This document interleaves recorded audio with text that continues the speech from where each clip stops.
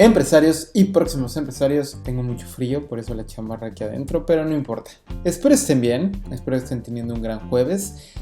Yo sé que esta semana ha estado de locos, ha sido una semana muy pesada por todo lo que ha estado pasando en México, por todo lo que ha estado pasando en entornos internacionales y también por todo lo que está pasando en las bolsas de todo el mundo. La verdad es que les iba a subir otro video, pero decidí mejor grabar este video de emergencia porque me gustaría platicarles.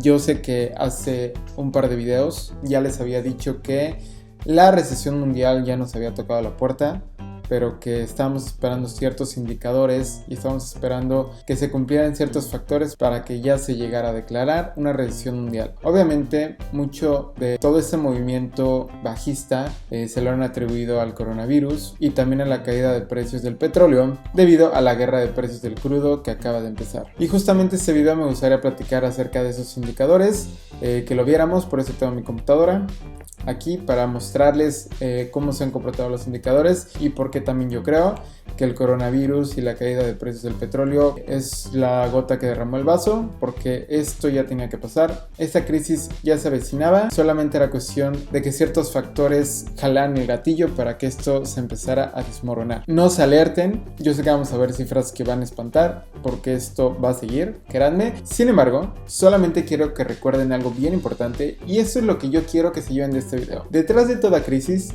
siempre va a haber muchas oportunidades, para que lo tengan en mente. Y sin más dilatación, vamos con el video.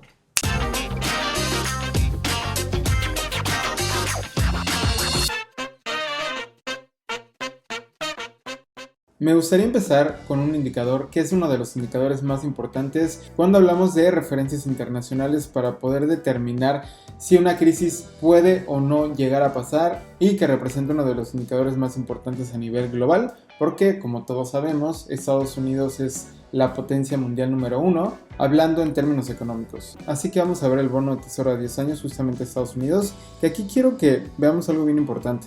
Tuvo una caída histórica, jamás había bajado del 1%, podemos ver los datos desde el 2007. Vimos obviamente cómo está la caída desde el 2007 al 2009, que más o menos, a ver, les voy a medir aquí cuánto fue. Estamos hablando de una caída del 50%. Hay algo bien importante. A partir de ese momento, el bono de tesoro a 10 años fue cayendo de una manera paulatina hasta llegar a su mínimo histórico registrado esta semana justamente. Como podemos ver, entró a un bear market en el cual no se ha logrado recuperar. Y no solamente eso, sino que tuvo una caída que llegó a mínimos históricos de menos de 1%. Jamás había pasado esto. Ahorita está el índice en 0.87%. Es alarmante, sí, muy alarmante. Necesitamos tener bien en cuenta que este índice es una referencia mundial y es una de las referencias más grandes para Estados Unidos en cuanto a términos económicos se refiere, porque de aquí se desprende la base para poder determinar ciertas hipotecas, ciertos créditos de coches y ciertos préstamos también para muchas de las empresas. Necesitamos estar bien atentos de ese indicador. Ahorita les voy a mostrar una noticia del por qué es tan importante el poder ver ese indicador, pero antes que nada me gustaría pasar a otro de los indicadores más importantes, que es el Dow Jones. El Dow Jones es un indicador de la bolsa de Estados Unidos que se dedica a registrar el índice de las empresas en industria más importantes, por lo cual nos hace como un resumen de lo que está pasando en la industria. Me gustaría ver aquí tres vertientes importantes. El primer lapso importante que hay que detallar es el del 2000 al 2002 o principios del 2003, que fue una crisis de los dot-coms, que fue cuando el internet empezó a despegar muchísimo y empezó a crecer la economía gracias a las empresas que empezaron a salir por el internet, pero hubo una burbuja que tuvo que explotar. Si bien es cierto, en esta gráfica no la vamos a ver tan a fondo, en la siguiente que les voy a mostrar, que es el Nasdaq, ahí va a representar muchísimo, porque el Nasdaq mide justamente las empresas de tecnología, pero me gustaría aquí mostrarles cómo, a pesar de que fue una crisis en términos tecnológicos, también le pegó al Dow Jones, porque cuando empieza una crisis, a pesar de la industria, les va a pegar a las demás. Entonces vamos a ver aquí justamente cómo empezó un mercado bajista, y fue hasta el 2003 cuando empezó a recuperarse la economía. Y vamos al segundo panorama, que es justamente el 2008 al 2009, que fue esta crisis. Aquí está muy claro cómo empezó a caer. Y vamos a medir. Aquí me gustaría medirles cuánto fue la caída. Primero vamos a ver la caída en el 2001, que fue el 37%. Ahora vamos a ver la caída en el 2008-2009, que fue en la crisis financiera, por créditos hipotecarios. Ya estamos hablando del 54%.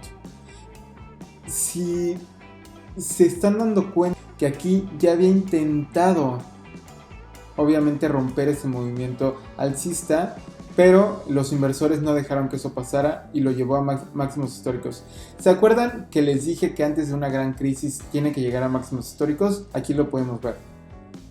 Antes de la crisis del 2000, antes de la crisis del 2008 y antes de la crisis que ya está tocando a la puerta de nuestras casas, estuvo en máximos históricos. Aquí empieza el movimiento bajista. Estamos hablando de un bear market. Este es a corto plazo.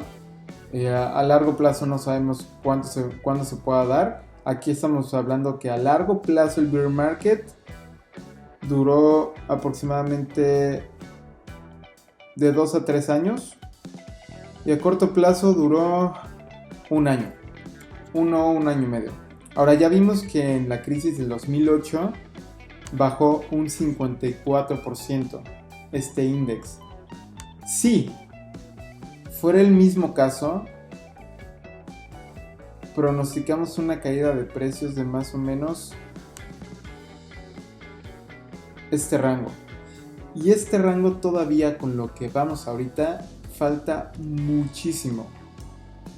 Del Dow Jones, de llegar casi a 30,000 puntos, llegaría hasta 13,000 puntos. Es una caída enorme. Obviamente porque dejamos que durante 10 años se fuera consolidando este mercado alcista, pero estamos pronosticando que si se da el mismo caso, entonces estaremos bajando otro 54-55%. Se puede dar el caso, sí, de que sea aún mayor, como en la crisis de 1929, que fue la Gran Depresión. Ahí bajó 90%. Algunos analistas dicen que se podría dar el mismo caso de la Gran Depresión, y estaremos hablando que entonces, si llegásemos al 90%, estaremos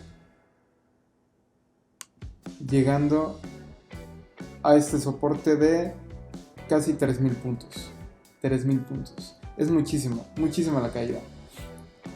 No los quiero alarmar, pero algunos analistas dicen que puede ser igual de fuerte que la Gran Depresión. Y ahorita les voy a enseñar una de las razones del por qué se cree eso. Vámonos con el Nasdaq, porque si no este video va a durar muchísimo. El Nasdaq es un comportamiento similar, pero no igual. Porque si se pueden dar cuenta, en la crisis de los 2000 con los dot-coms, este tuvo una caída impresionante. Fue mayor a la del Dow Jones, aquí para el Nasdaq. Si pueden dar cuenta, hubo una caída del 83%. Fue una caída brutal, porque fue justamente en esa industria donde se empezó a detonar la crisis. Hubo mucho quiebre, hubo demasiadas empresas que empezaron a cotizar muy alto, empezaron a crecer demasiado y no aguantó esa burbuja. Muchas de las empresas tuvieron que cerrar, pues prácticamente le tuvieron que decir bye bye a todo el sistema. En la caída del 2008 al 2010 podemos ver que ahora sí fue igual de brutal que el Dow Jones, fue más general. Estamos hablando igual de un 55%, más o menos. A partir de este punto, y como pueden ver en las líneas, empezó una carrera ya no tan lineal, sino un poquito más exponencial. A eso le vamos a llamar una crecida parabólica. Cuando ya no es una crecida lineal, sino ya se parece más a lo que es una curva en función exponencial. Es una crecida mucho más feroz, mucho más brutal, pero que también se espera que ese tipo de caídas sean igual de fuertes. Si podemos ver,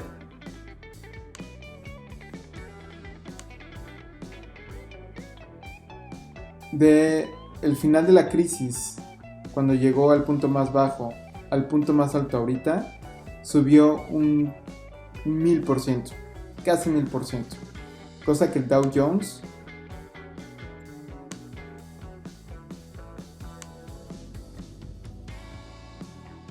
subió en 350%. El Nasdaq tuvo un crecimiento mucho mayor.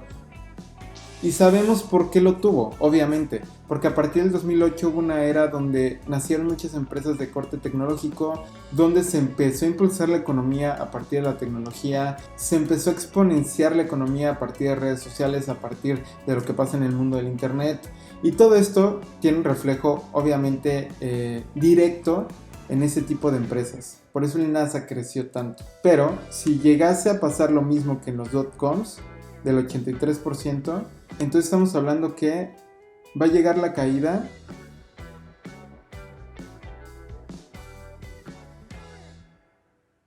tal vez hasta este soporte, que fue una resistencia anterior, hasta 1700 puntos. De llegar casi a los 10.000 puntos en Nasdaq, podría llegar a 1700 o hasta un poco más.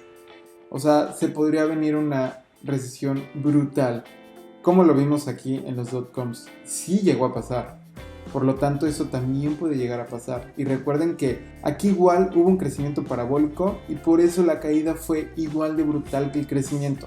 Si se pueden dar cuenta, el crecimiento parabólico empezó justamente en este punto y terminó casi en el mismo punto. Podríamos esperar que llegase desde aquí, donde empezó, prácticamente aquí donde empezó el movimiento parabólico, podría ser el mismo punto que donde se detenga la crisis, que es más o menos que llegamos a los 2000 puntos, 1700 puntos.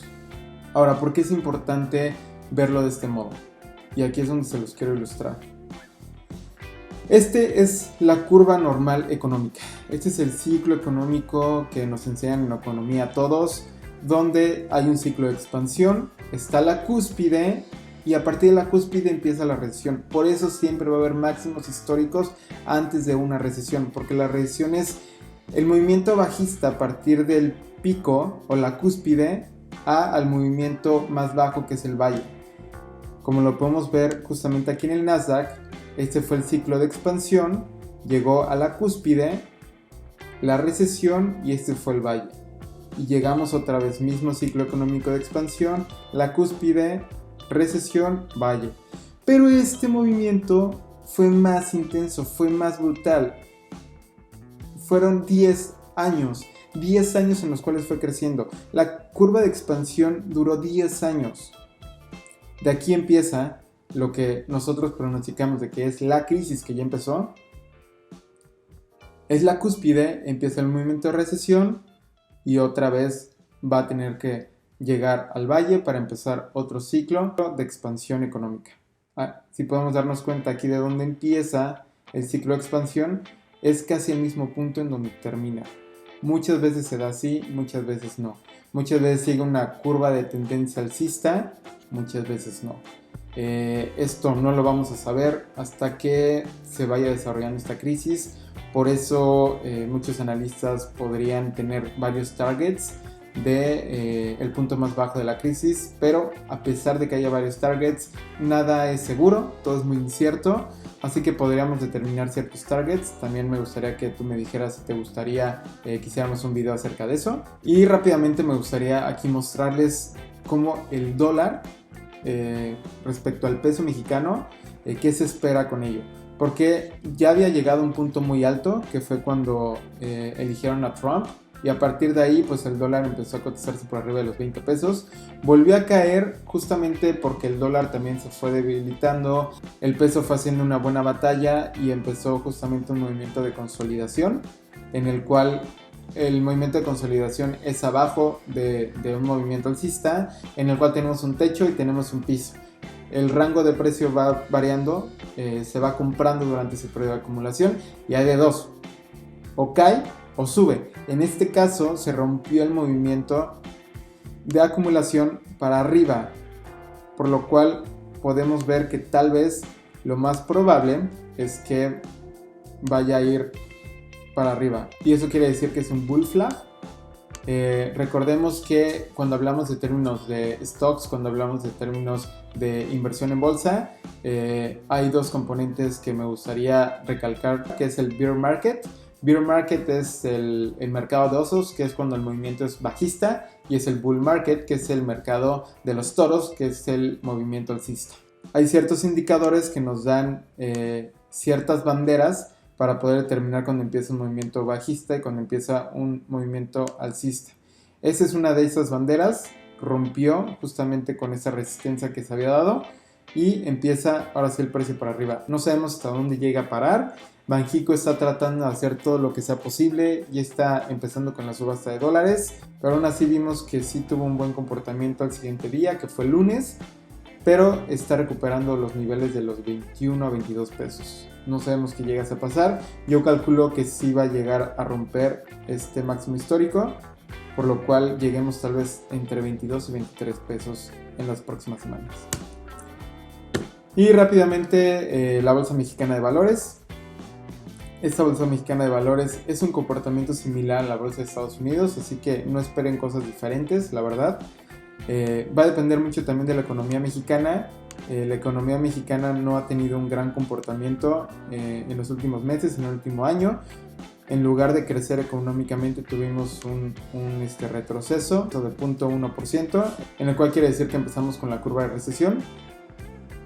Pero para ponernos una idea, en el 2008 en la crisis bajó el IPC, que es el índice principal de la Bolsa Mexicana de Valores, un 48%. Y podemos darnos cuenta que para la crisis del 2008 tuvo un movimiento similar a la Bolsa de Estados Unidos. Tuvo una caída del 48% y recordemos que la caída de Estados Unidos fue del 54%. Entonces estamos pronosticando que va a ser el movimiento un tanto similar.